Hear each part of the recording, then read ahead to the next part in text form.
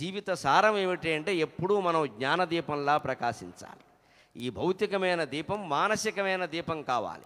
ఆ మానసిక దీపం ఆధ్యాత్మిక దీపం కావాలి. కేవలం ప్రమిద, నూనె, ఒత్తి, వెలుతురుతో ఆగిపోకూడదు. ఈ దీపం మన గుండెల్లో వెలగాలి. అడుగడుగున గుడి ఉంది, అందరిలో గుడి ఉంది, ఆ గుడిలో దీపం ఉంది, అది ఏ దైవం అన్నారు చలనచిత్ర గీతంలో కూడా.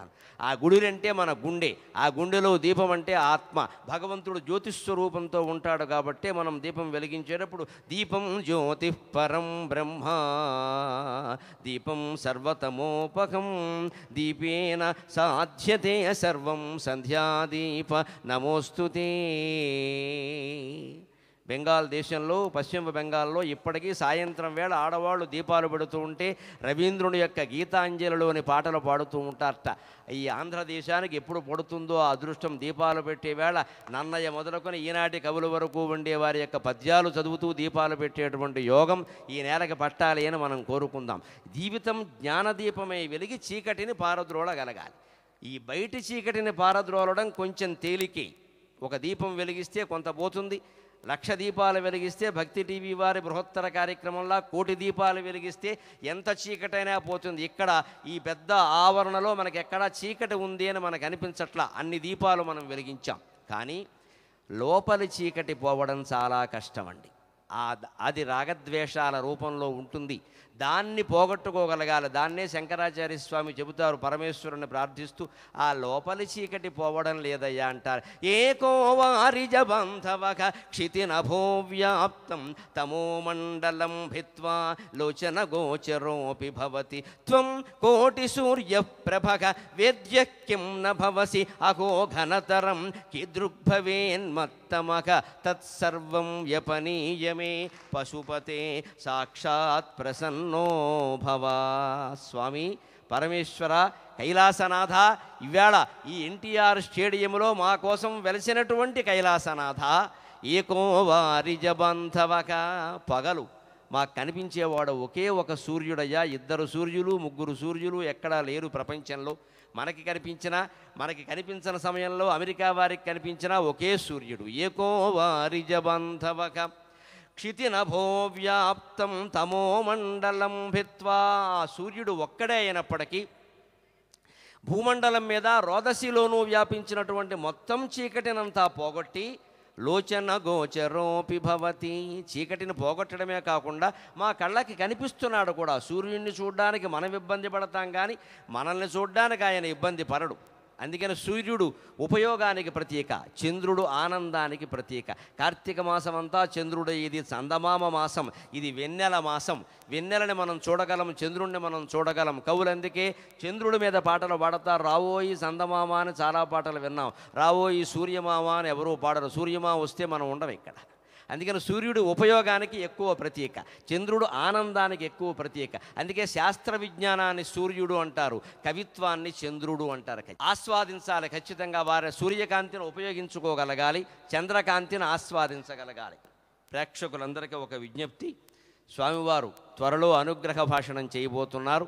అది కూడా విని వెళ్ళవలసిందిగా నిర్వాహకులు విజ్ఞప్తి చేస్తున్నారు. అందుకని ఏకో వారిజ బాంధవ క్షితినభో వ్యాప్తం తమో మండలం భిత్వా లోచన గోచరోపి భవతి.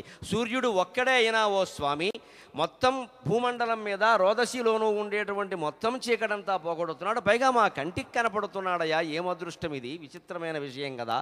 ఒక్కడే ఇంతమందికి కనపడుతున్నాడే. ఒక సూర్యుడు సమస్త జీవులకు తాను ఒక్కొక్కడై తోచుపోలిక అని. కానీ త్వం కోటి సూర్యప్రభక, పరమేశ్వర నువ్వు కోటి సూర్యప్రభాభాసమానుడివి, ఎవ్వరూ ఆ కాంతిని చూడలేరు కూడా అని వేదశాస్త్ర పురాణాది గ్రంథాలన్నీ వర్ణిస్తున్నాయి. దర్శించిన రమణ మహర్షి ప్రభృతులు కూడా ఆ మాట చెప్పారు కదా. అంత కాంతి కలిగిన వాడివి, ఒక్క సూర్యుడే ఇంత చీకటిని తొలగిస్తూ మా కంటికి కనపడుతూ ఉంటే నువ్వు మా కంటికి కనపడడం లేదు. పైగా చీకటిని తొలగించగలిగావు అంటే అది కూడా అనుమానమే. తత్సర్వం వ్యపనీయమే అకో ఘనతరం కి దృగ్భవేన్మత్ తమక. నా లోపల నా మనస్సులో వ్యాపించినటువంటి కామం, క్రోధం, లోభం, మోహం, మదం, మాత్సర్యం అనేటువంటి చీకటి ఉంది.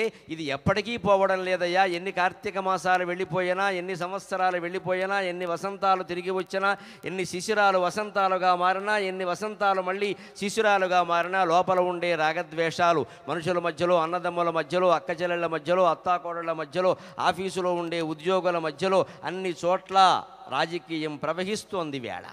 అనేక రాగద్వేషాలు మనుషుల మనస్సుల్ని కమ్మేశాయి. ఈ చీకటి పోవడం లేదయ్యా. తత్సర్వం వ్యపనీయమే, ఆ చీకటిని పోగొట్టవయ్యా అంటున్నాడు. అంటే ఈ దీపాన్ని మనం ఆ దీపంగా భావన చేయగలగాలి. ఈ భౌతిక దీపం ఆధ్యాత్మిక దీపంగా వెలుగొందాలి ఖచ్చితంగా. అందుకోసం దీపం, ఆ దీపం ప్రభావం ఎటువంటిది అంటే, గుణనిధి అని ఒకడు ఉండేవాట కాశీఖండంలో. శ్రీనాథుడు ప్రత్యేకంగా రాస్తాడు ఆ కథను సూత సంహితలో. సంప్రదాయబద్ధమైన బ్రాహ్మణ కుటుంబంలో పుట్టిన, తల్లిదండ్రుల మార్గాన్ని అనుసరించకుండా చెడుదారి దొక్కాడు, జూద వ్యసనానికి లోనయ్యాడు, ఇంట్లో ఉండే వస్తువులన్నీ అమ్మేశాడు. బాగుపడతాడేమో అని పెళ్లి చేశారు. మన వాళ్ళకి అదో అజ్ఞానం. బాగుపడకపోగా ఆవిడ్ని కూడా దెబ్బతీస్తాడు అనవసరంగా. పెళ్ళి అయితే బాగుపడతాడు కదా అని పెళ్లి చేస్తే తల్లి నగలతో పాటు భార్య నగలు కూడా పట్టుకెళ్ళి అమ్మేశాడు.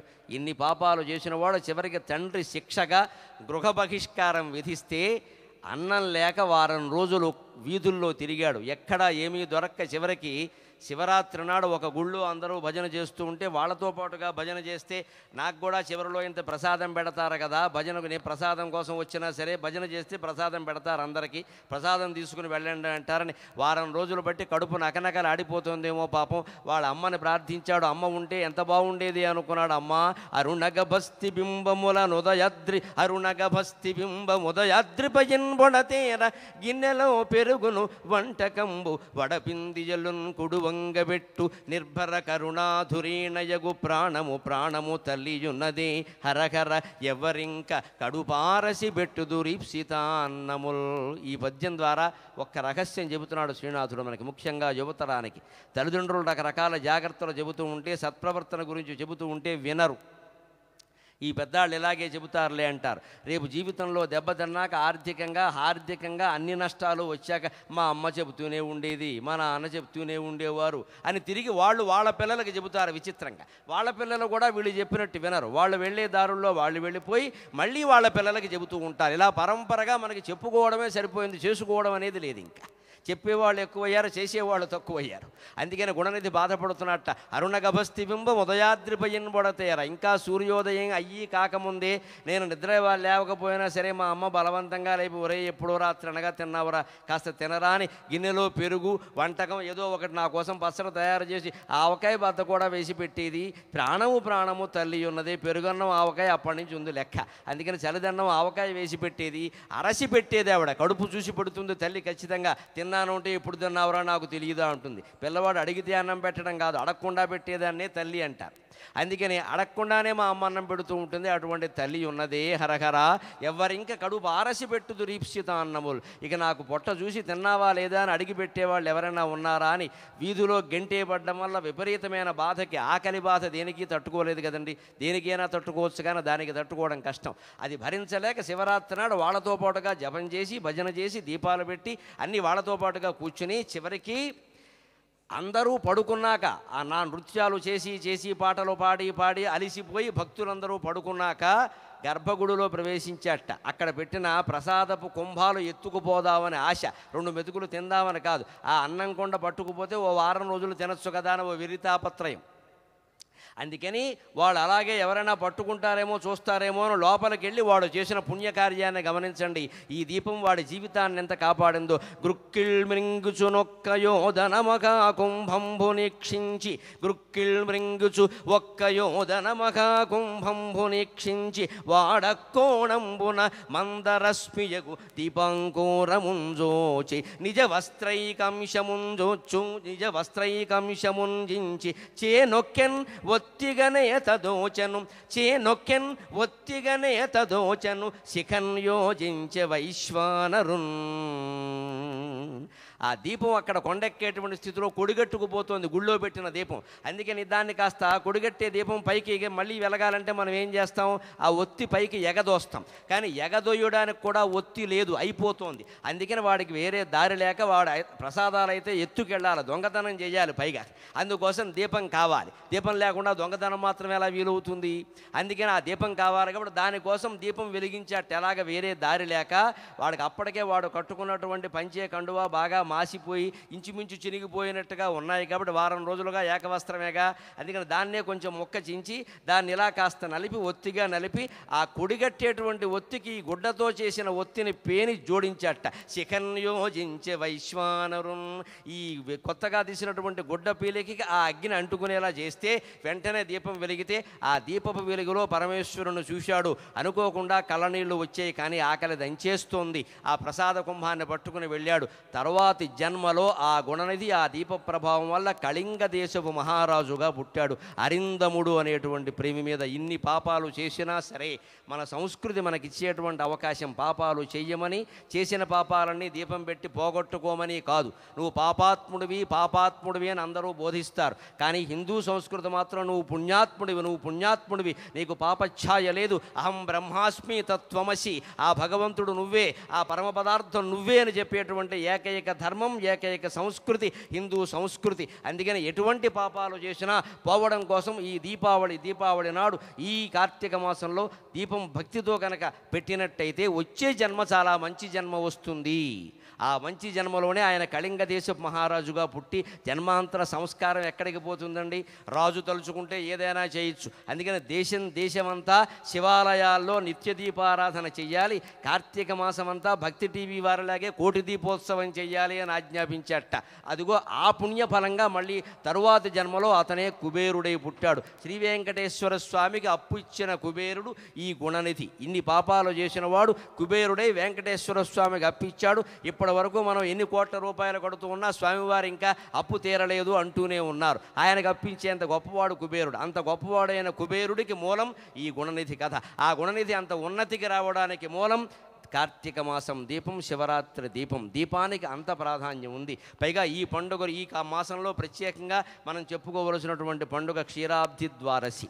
శ్రీ మహావిష్ణువు శివుడు దీపం ప్రాధాన్యం చెప్పుకున్నాం కాబట్టి మహావిష్ణువు యొక్క ప్రాధాన్యం మనకి రేపు వచ్చేటువంటి శుద్ధ ద్వాదశి నాడు జరుపుతుంది. మీరందరూ మీ ఇళ్లల్లో లోకమంతా జరుపుకుంటారు. మా అమ్మ అంటూ ఉండేది సరదాకి, ఒరే అందరు పుట్టినరోజు ఎవరింటో వాళ్లే జరుపుకుంటారా, నా అదృష్టం రా, నా పుట్టినరోజు దేశమంతా జరుపుకుంటారనేది. ఎందుకంటే ఆవిడ క్షీరాబ్ది ద్వాదశి నాడు పుట్టింది. అందుకని నిజమేనమ్మా ఈ గడుపున పుట్టడం నా అదృష్టం అనేవాడిని. ఏమిటి ఆ రోజు ప్రత్యేకత అంటే స్వామివారు నిద్ర లేచారు. శ్రీ మహావిష్ణువు 4 నెలలు యోగ నిద్రలో ఉండి లేచారు. ఏమిటి యోగ నిద్ర? మనకి భోగనిద్ర తెలుసు, రోగనిద్ర తెలుసు, యోగ నిద్ర తెలియదు.